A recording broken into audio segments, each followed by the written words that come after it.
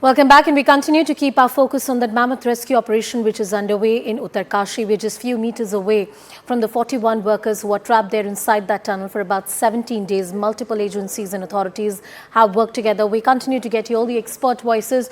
A quick wrap of the story so far. What exactly has happened? What has this rescue operation really looked like? Let's have a look at that. Now, these 41 laborers, they have been trapped at the Silkyara tunnel after a landslide that happened on the 12th of November. On the 13th of November, Chief Minister Dhami, he visited the tunnel site, established contact with the workers via oxygen pipe. It was ensured that all these workers remain safe. That was the biggest concern. 800 to 900 millimeters of steel pipes were brought in. Essentials were supplied in. The authorities sensed very, very early that this is going to be a long drawn operation, and it's going to be something for which the authorities need to be prepared. The operation was halted on the 17th of November as the fifth pipe hit an obstacle. The auger machine from Indore was brought in. It was anticipated that this auger machine would be the deal breaker. To a certain extent, it did aid the operation as well. Prime Minister Modi came in and he was in constant touch with the Chief Minister. He was briefed about the rescue operations. It was assured that all sort of help from the authorities, whether centre, state, whichever work needs to be done, will be brought in. The first video of the trapped workers was released when the pipe could go all in. Then there were smaller cameras and other stuff that was sent in. Of course, the first supply of hot meals was also done to all these workers. The horizontal drilling process, about 45 meters, it was halted due to the iron rods on the 22nd of November. And on the 23rd, these iron obstructions were removed. Drilling was halted once again due to cracks that were emerging. There was a fear that a bigger chunk of debris could fall and hinder the rescue operation. Debris falling consistently was one of the biggest problems in this operation. The auger machine bursts on the 25th. Vertical and manual drilling is being considered. This was the last few meters that were left. The rescuers start drilling from the hill above the tunnel. They reach about 19.5. And also it was anticipated at one point that perhaps vertical drilling can be tried. That was aborted. Rat hole mining, a procedure known in the hills of Meghalaya, in the Garo Khasi and Jaintia hills, and more importantly in those hills, the NGT in fact had put a ban. But this particular age-old conventional technique proved to be a deal breaker. The micro-tunneling expert reports successful drilling and additional pipes were added for rescue. The last few meters was actually manual drilling. Rat hole mining, a complex series of different operations and techniques that were used. How is it that we could achieve this breakthrough, whatever has been achieved so far, and what lies next? We tell you. There's a team of doctors, ambulances on standby which have been there since the day, ever since that first breakthrough was made at around 1 p.m. today. The moment first set of workers are brought out on those stretchers, they'll be given the medical aid. The state also reached out to the relatives of the laborers. Some of them needed help in travelling to Uttarakhand. That was accorded to them. All the relatives are stationed there near the Uttarkashi rescue site. They've been told that the next 24 hours are going to be very critical. They've been told that they should be ready with their bags packed. They've been asked to be prepared once rescued to be taken to a nearby hospital. Special stretch of road has been created. It has been ensured that no patch of road that leads to the hospital from the tunnel is broken. Also, there's a special hospital on standby to receive them. God forbid if there's a situation that arises, because pulling them out through that horizontal tunnel is going to be a very delicate task. Those are the set of issues that need to be considered when they come out. When all else failed, what exactly was done? This rat hole mining and the manner in which it has been used is an example for the rest of the world. This rat hole mining technique involved experts to be brought in from different parts of the country. About 24 of such experts were brought in. Two teams who are taking turns to drill manually, because these are human beings which are literally using human effort to drill through, are being brought in. And there are specialists inside with about 800 pipeline to remove the debris. This debris needs to be removed. Even parts of auger machine were stuck at certain places. Shovel and other special tools have been used so far, whatever is used in the conventional rat mining technique. For oxygen, there are teams which are taking turn. It is being ensured that habitable conditions, hygienic conditions are maintained inside that 1 kilometer area. Unfortunately, it's not a closed space where all the workers are trapped. This method was banned for being unscientific. More importantly, it violates some basic human rights. And that is why you had the National Green Tribunal, which had banned this kind of mining in the hill state of Meghalaya. But this particular technique, when used properly and with abundant caution, proved to be a deal breaker as far as this particular operation is concerned. We are in the last leg of this particular operation, just about 2 meters which are left, and we also talk about what will happen in the time to come.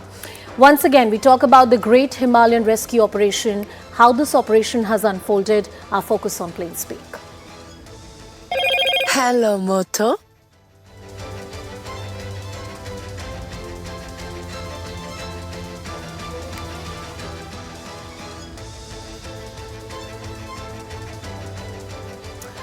All right, the last few minutes on the show, Professor Vimlendu Jha, you spoke about the Environment Impact Assessment Study and how this particular statutory requirement has been overlooked. We have had other experts on the broadcast who have pointed out that we need to talk about these environment impact assessment studies, and there's an intricate balance that needs to be struck between infrastructure creation vis-a-vis the environmental concerns. I'm talking particularly about this project and this stretch of project that you've been talking about. There are various red flags.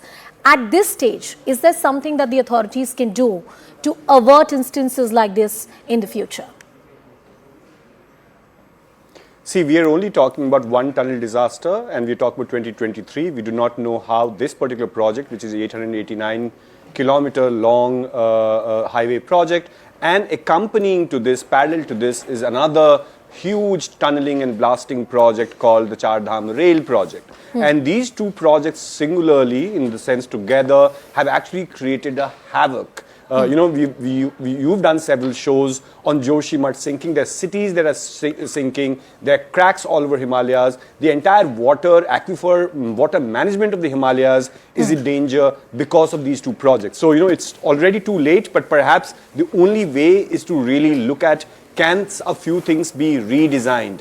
By the way, I think your viewers and the country needs to know that it is not about environmental impact assessment not conducted properly. The thing is, what the government did is that they broke this 900-kilometer project into 53 small projects so that it doesn't qualify for an EIA.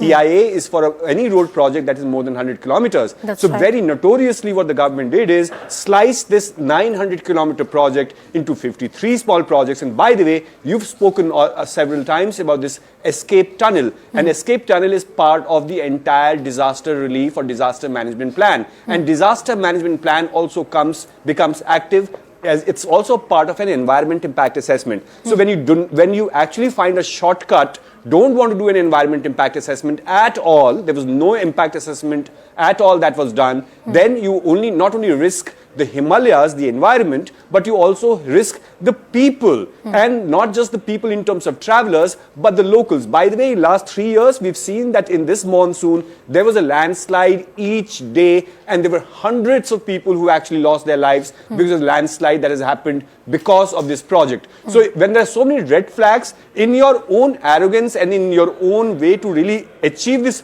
project, why should we continue with the project when it's constantly telling us that 56,000 trees have been cut, the rivers are getting choked, the tunnels are collapsing, people and their lives are at risk, and our river bodies are at risk. Why should we continue with this project? And I think responsibility also lies in the Supreme Court, which actually was presented this project as a national security project, while it was a pilgrimage project more than a national security project. And look at what is happening. As we want big machinery to be moved, we are blasting the entire Himalayas for a faster rail and a faster highway, Brigadier and Datta, then sinking the entire Himalayas. Mr. Jha, I appreciate you making those candid observations, but I'd like to bring in Brigadier Datta also into that discussion.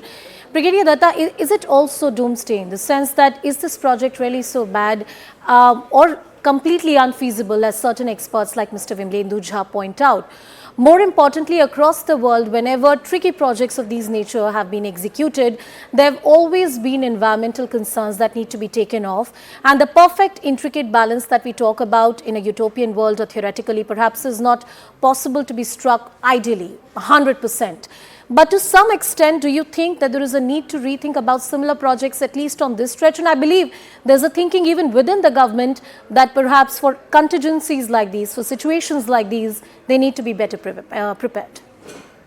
Yeah, I agree with you because you see what as I already said, that development is a part of progress which the nation has to, and since we are doing well in the world spectrum, we need to develop our infrastructure both from from the state point of view and from the national security point of view.